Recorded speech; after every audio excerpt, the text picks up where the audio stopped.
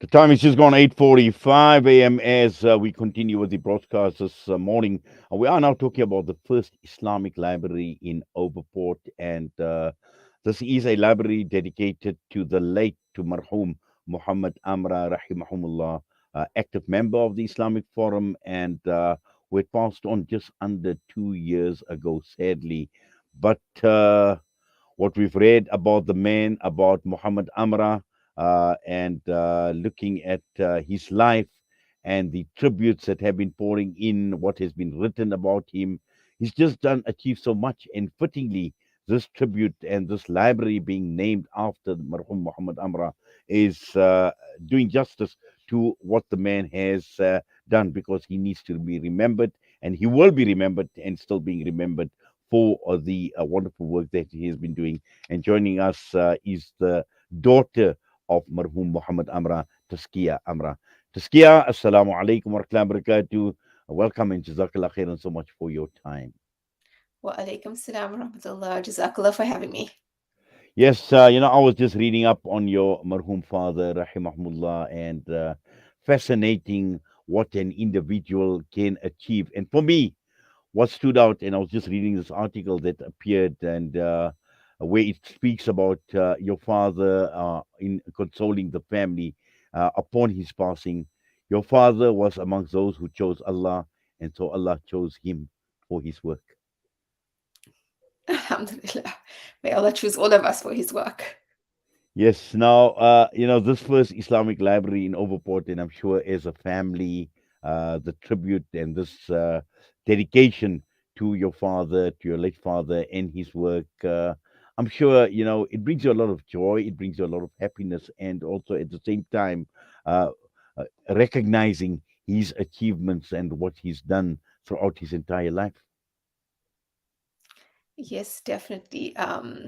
So you might wonder why a library, and it's well, the picture that you saw on screen just now is a bookshop that my late father had established, and he'd spent the last, I would say, 10 years of his life committed to spreading what he'd call the culture of reading in the community. And he had started a bookstore, both online and brick and mortar, and that was the picture. And we thought it's a fitting tribute to his legacy, a form of sadaqah jariyah for him to take this mission even further. He was very, very committed to getting people to read, and to encouraging children uh, to partake in the reading, adults reading.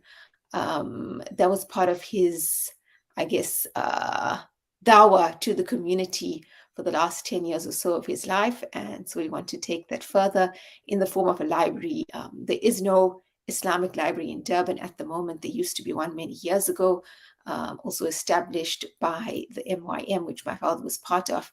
But currently there isn't a library in Durban, and it's a gap in the community, something that we want to be able to fill in the best way we possibly can. So we're in the process of establishing the library. We've just been working on the physical infrastructure, so the shelving, the floors, and all of that.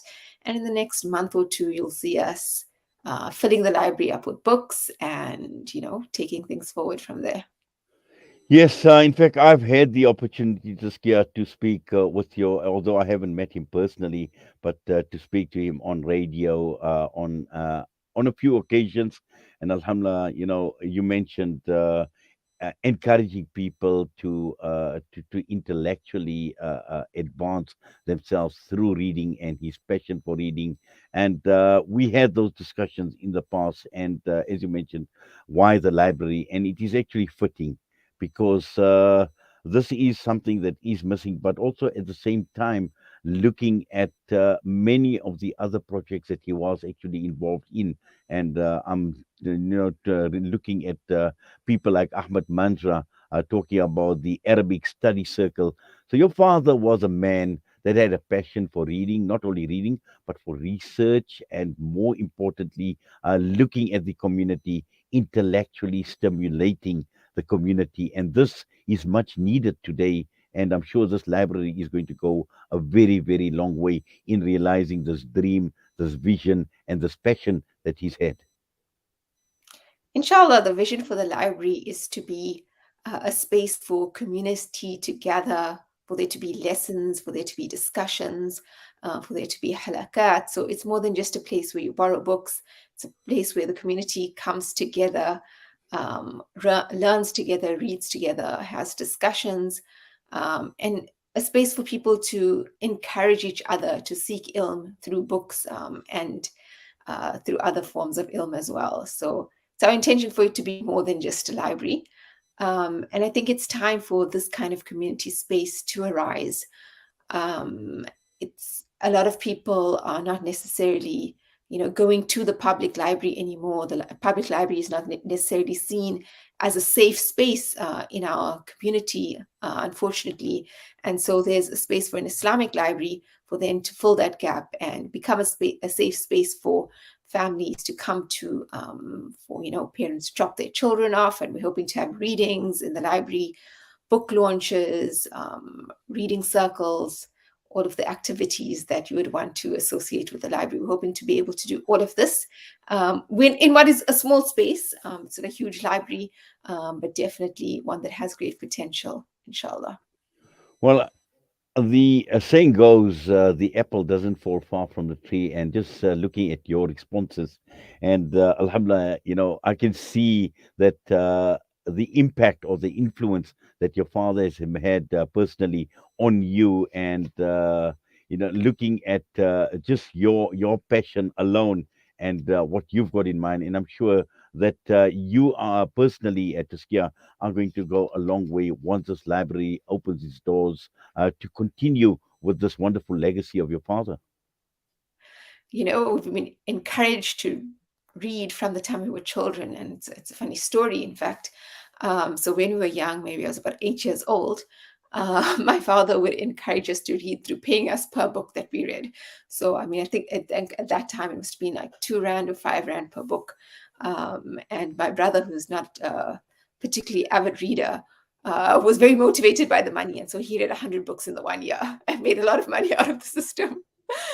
So we were encouraged from that time to read a lot. Obviously, as we got older, the motivation was intrinsic, but it's something that he did it not just for the community, but in our family. We would read. There were always books around. There's still, so many books in our home. And when you're surrounded by books, you're automatically motivated to read them. So we're hoping that more families can then encourage their children and everyone around them to read, because this is our heritage, isn't it? The first surah was an Iqra, without good reason, and we are a religion of ilm, of knowledge. Don't think anyone can say that the tradition of ilm is not important, and the tradition of learning is not important in our religion. If you even just look at the Quran, you can't really get to grips with the meanings of the Quran unless you actually delve deeper into the tafsir. Whether you study with a teacher or read the tafsir works, you have to commit to ilm, you have to commit to learning, to be faithful to your religion, I think. So it's something we want to encourage. And there's also amazing Islamic books available today, both for adults and children. I mean, it's quite different to what we had available 30 years ago. And that's even more reason we want a library, because all of these books are available. Many of them are from the UK, the US. But if we have a library that creates ease of access to all of these books that many people wouldn't be able to get their hands on. So yeah, more reason to have a library. And I think, inshallah, it'll be something that the community will definitely support, because of the great need and the great potential for something like this.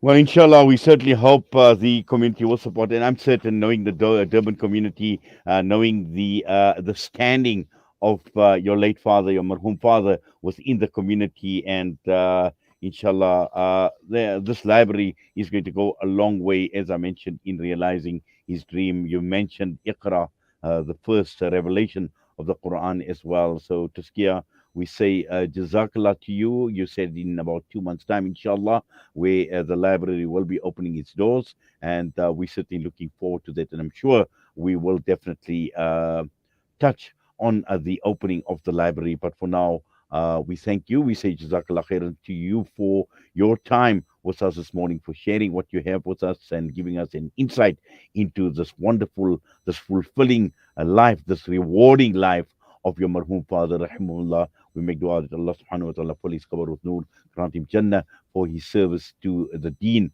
of Allah subhanahu wa ta'ala, for his service to humanity. And also, you should be proud that you are taking on this legacy of your father, and I'm sure other members of your family are as well. So we wish you all the best, Tazkiyyah, and we say Jazakallah for your time once again. Assalamu alaikum wa rahmatullahi wa barakatuh. Jazakallah khair. And Ameen to all of your du'as. Tazkiyyah Amra with us this morning right here on Assalam Media, and it is an achievement that needs or that must be celebrated, and we will provide further updates, inshallah, as this library gets closer to being opened, or even with the official opening, inshallah. The time is just gone 8:57. We next up we've got Imtiaz Sayed, chairperson of Etiquini Secure.